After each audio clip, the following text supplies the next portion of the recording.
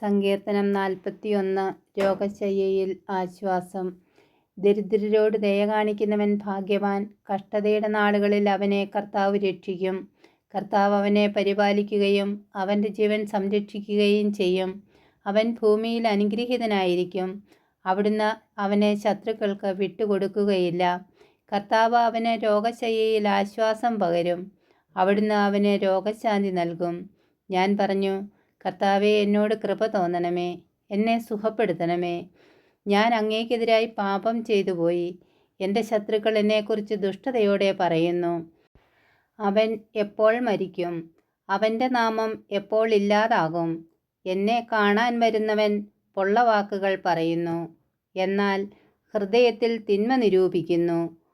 അവൻ പുറത്തിറങ്ങി അത് പറഞ്ഞു പരത്തുന്നു. എന്നെ വെറുക്കുന്നവർ ഒന്നു ചേർന്ന് എന്നെക്കുറിച്ച് പിറുപിറുക്കുന്നു. അവർ എന്നെ അങ്ങേയറ്റം ദ്രോഹിക്കാൻ വട്ടം കൂട്ടുന്നു.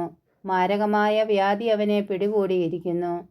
അവൻ ഇനി എഴുന്നേൽക്കുകയില്ല എന്ന് അവർ പറയുന്നു.